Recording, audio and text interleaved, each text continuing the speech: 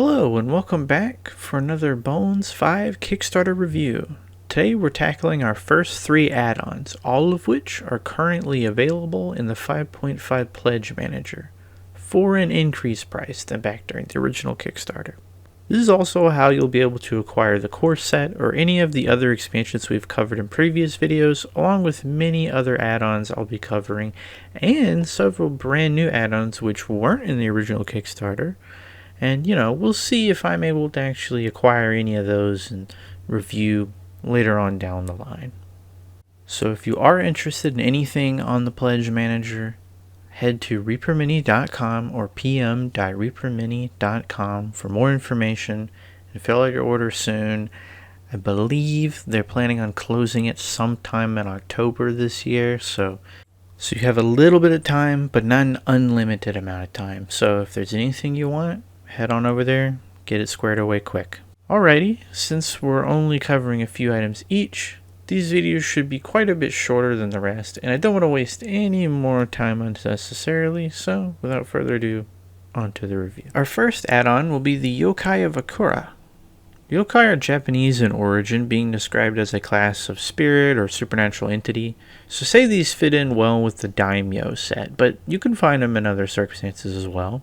Like this adorable otter. It could fit in well with those otterfolk from the Brandwind set, or just as a general otterfolk merchant if you have otterfolk running around in your world. I find this figure to be very friendly looking, and also he's got a really neat hat. So that's always a win. This frog, or toad, appears to be sparring up like a sumo wrestler, or perhaps practicing their monk kicks. At any rate, I think this figure would make for a fairly decent bullywug or other such frog person for your D&D context. Now this is not a baby elephant. This is a Baku, a guardian spirit mishmash from various different animals that lives in thick forests and devours bad dreams. That's very kind of them. No wonder they're a sign of good luck. Listen, you never underestimate the effects of a good night's sleep. Or the charm of a really cool, really cute mini, which this is. This gong terrain piece is also potentially a yokai. Apparently, a long unattended and unused gong may become inhabited by a spirit. Won't really do much but keep you up at night, which, remember, never underestimate the effects of a bad night's sleep. This badger could represent a number of different types of yokai, but to me, it just seems like a peaceful, monk-like figure in some form of meditation. It looks like he would give good advice to those who'd listen, but apparently these types of yokai are said to be quite shy, so it may be unlikely that you'll ever hear from them. There's a few different yokai this figure, labeled a Tengu, could represent, but for more practical purposes, I think this figure would make for a great kinku or similar bird person in D&D. It's dressed up like a sort of samurai, and it is armed, so I could actually see this being a viable player character, or an NPC, or some other character that you might come across. This kitsune is a popular fox person yokai. I do think the eyes are maybe a bit too bulgy on this sculpt, but once painted up, I don't think that'll be a big issue. Apparently these yokai can either be very kind and helpful or very mischievous and tricky. Bit of trivia about them though. Apparently they have a fondness for fried tofu. Me too, buddy. Me too. Another foodie, this yokai, absolutely loves cucumbers. And human entrails? What the heck? And they really don't like cows and horses for some reason? Why? Anyway, this guy's whole deal is that if you can get them to bow their heads so low that they spill the water that's sloshing around in their big old empty bowl noggin forehead, then you earn their undying loyalty. So that's cool. Yeah. Anyway, that's the last of the yokai. Overall, a very great, unique set of minis. I don't know exactly how useful some of these will be in general circumstances, but I think they'll be great for the specific encounters and situations where they'll come up. So this add-on gets a 10.6 out of 12 from me. The encounter at Mandupar Pass. This is the first encounter that we'll be looking at, and one of the biggest, not in small part because of this giant temple facade, which is really only beat by the pyro ships in terms of sheer plastic volume. Encounters for the purpose of this Kickstarter refer to smaller than expansion sets that include a few minis and terrain bits around a specific, as the name implies, encounter. The theme for this set is Yetis, in case that wasn't clear from the giant Yeti head. This massive chunk of plastic actually is made up of 3 pieces: the stairs, the mountainside, and the iconic Yeti temple iconography. The stairs I haven't glued on or anything, and they're just sort of there by friction and force of will. But the facade of the actual temple I had to really press down. I was literally stood over it, just all my weight pushing down on this thing because it just wouldn't stay down. It was too warped. And, the glue only stuck one piece at a time. So the assembly was a bit of a struggle on this, but I got it done. And, it's not perfect, but it's pretty good. It's pretty good. It's not just the facade that you get for terrain. We also have 2 shrines and a baggie of goodies to place on or around them. The whole set seems to be founded in the mythology of the Yeti of the Himalayas. Never been there, nor am I an expert on the subject. Closest I've ever got to anything of this sort is riding Expedition Everest multiple times in a row, but that doesn't count for much except scare facts about a broken animatronic that was literally destroying the mountain built to contain it, and how it may never be fixed. Anyways, what I'm saying is I can't speak for these figures' authenticity, but I can speak for their quality.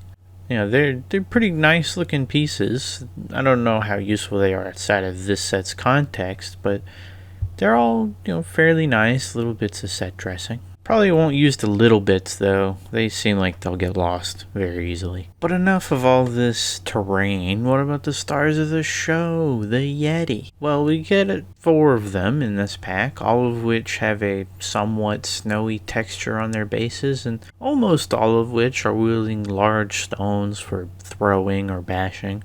Really excellent and dynamic poses on these figures. They all seem to have their own bit of personality, which is all despite the fact that these all look to be the same base model, just in a variety of poses. I'm very impressed with the fur textures on these folks. Also, the way the fur falls in the thicker, longer sections is just some good realism and really sells the great ape aspect of these. It keeps them from looking like just hairy dudes playing in the snow. Although snow isn't a requirement for these figures, you could paint them in a more Bigfoot-esque color palette, or perhaps you could go with a more tropical great ape look.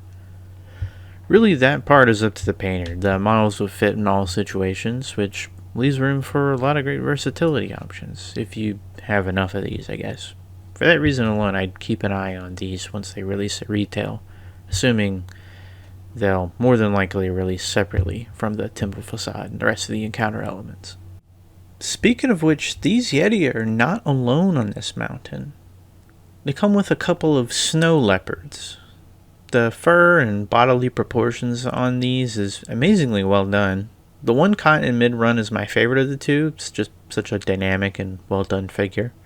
Again though, these don't have to be snow leopards. You really could paint these for any environment as any number of creatures, but I'll be sticking with the snow leopard when I get around to actually painting these myself. And hey, by picking up these figures, I got 2 new potential polymorphs or animal companions, so I'd say that's a pretty good win in my books. The hero figure of this encounter, though, is this very unique dwarven figure here, one of the few dwarves in this Kickstarter, by the way, a dwarven snow ranger, which was briefly named a Sherpa in the Kickstarter. He's quite prepared for this rugged winter environment, dressed to the nines in furs, equipped with a set of snowshoes, and wielding a crank and lever activated dwarven crossbow, to defend off all the previously featured foes. He also has a very neat hat. See, needless to say, I'm a big fan of this mini and always take more unique dwarf sculpts. The only downside of this mini is he probably won't fare too well outside of colder climates.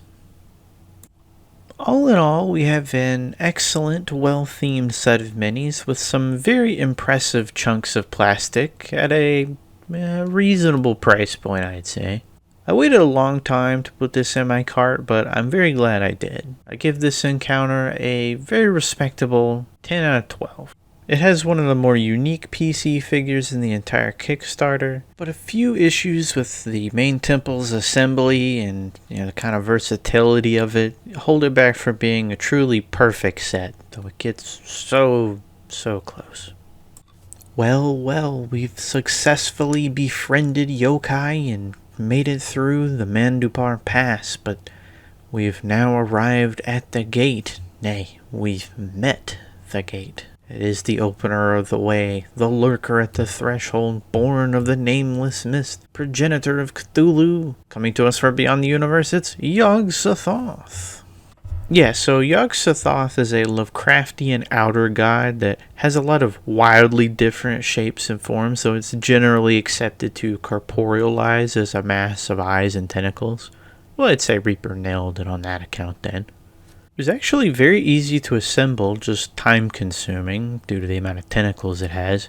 Issues with this figure that I find is that the base warps under the weight of this figure's lean to one side, which resulted in an incident with this figure where I was sitting editing the Dungeon Dwellers review and heard a loud thud behind me. I turned around to see that Yog-Sothoth had fallen off the shelf he was on. Kind of creepy, but it was really just because the base had warped since the actual figure leans so much and is only supported on the opposite side. So I learned from that point on I have to prop this figure up or else it's going to be unplayable. That little major issue aside, the figure is still a slam dunk. I love the number of gross, different looking eyes all of the figure, all of which present a number of great freehand opportunities.